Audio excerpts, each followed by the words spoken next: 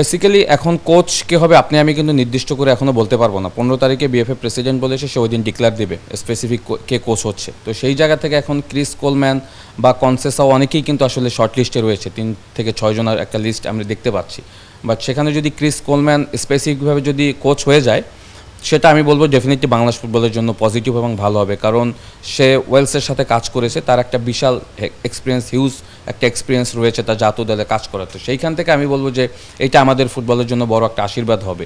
But end of the day আপনাকে দেখতে হবে যে আসলে তার চাওয়া পাওয়াগুলি আসলে আমরা ফুলফিল করতে পারছি কিনা। কারণ আমি যেটা দেখেছি যে সে কিন্তু তার সাথে সাথে কিন্তু একটা পুরো কোচিং স্টাফ চেয়েছে, হ্যাঁ, এবং কোচিং স্টাফের ভিতরে কিন্তু নির্দিষ্ট একটা ব্যারিগেড রয়েছে। লাইক এখানে অ্যাসিস্ট্যান্ট কোচ রয়েছে, আপনার জানেন ভিডিও অ্যানালিস্ট রয়েছে, আপনার ফিজিও রয়েছে, ট্রেনার রয়েছে, অনেক কিছু কিন্তু এখানে একটা স্টাফের ভিতরে পড়ে।